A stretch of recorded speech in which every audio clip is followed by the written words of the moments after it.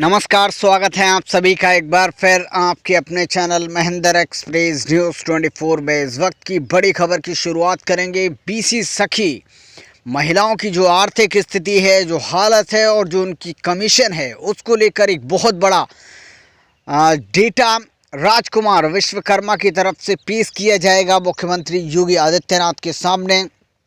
और बीसी सखी महिलाओं की जो धरातलीय स्थिति है उसके बारे में भी अवगत कराया जाएगा, जिससे उन बीसी सखी महिलाओं को इंसाफ मिल सके। उनकी जितनी कमीशन उनको रिसीव होती है उसका 100% मुख्यमंत्री योगी आदित्यनाथ को पता चल सके, क्योंकि बहुत सारे ऐसी जानकारियां मिल रही हैं कि बीसी सखी महिलाओं का जो डेटा है वो गलत पेश किया जा रहा है। ज़्यादा इनकम बताई जा रही है मुख्यमंत्री योगी आदित्यनाथ को, और उनके समक्ष इन तमाम जानकारियों को गलत तरीके से साबित करने के बाद बीसी सखी महिलाएं इस तरह की बड़ी मुसीबतों में दिखाई दे रही हैं, जिसको लेकर राजकुमार विश्वकर्मा की तरफ से ये कहा गया है कि कुछ मीडिया बंधु भी इसमें जो है वो भागीदार हो सकते हैं।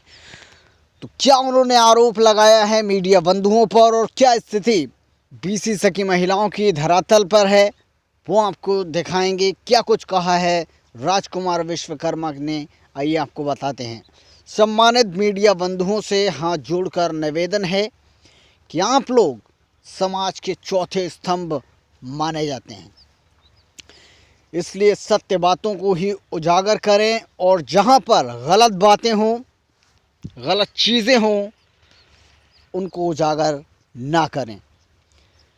उसे पूरी तरह से जांच पड़ताल और सच्चाई के आईने में साबित करें, और उसके बाद ही उन खबरों को चलाएं।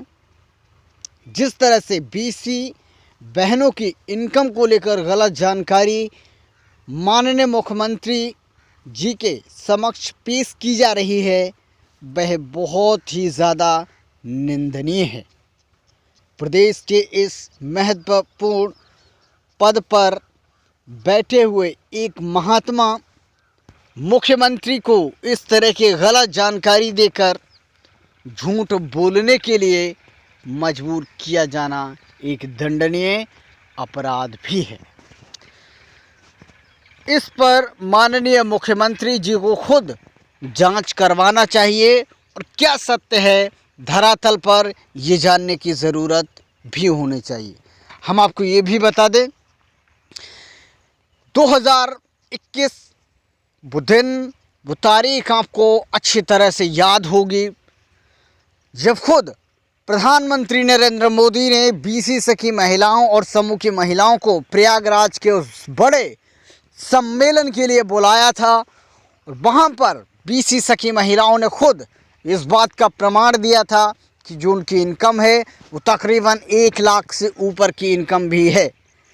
प्रियंका मौर्य का नाम भी आपने सुना होगा, और कई बीसी सखी महिलाओं ने प्रधानमंत्री के समक्ष भी बड़ी इनकम और बीसी सखी के ज़रिए वो आज इतने बड़े प्लेटफॉर्म पर हैं, इतनी अच्छी इनकम के साथ आगे बढ़ रही हैं।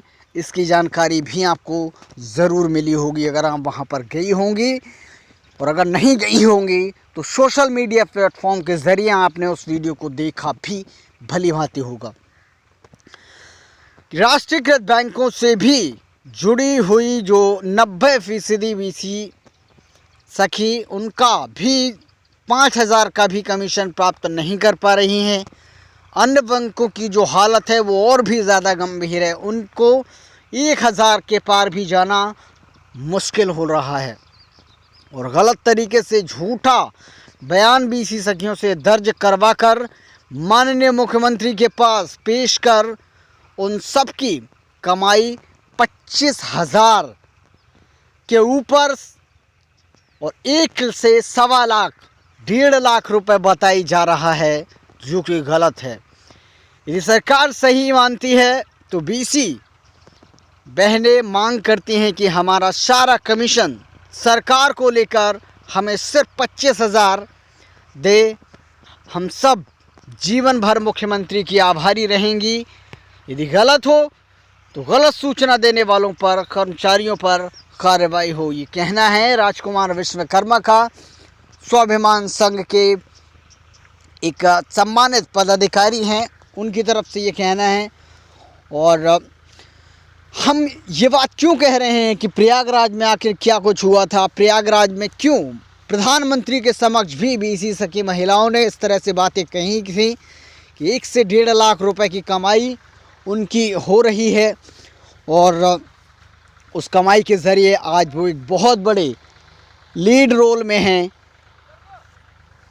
और इस तरह से वो एक अच्छे प्लेटफॉर्म पर सरकार के इस बड़े फैसले के चलते, सरकार ने जो उनको जॉब दी है उसके चलते बहुत बड़े, बहुत अच्छे से वो कार्य कर पा रही हैं और अच्छी इनकम के साथ आगे बढ़ रही हैं।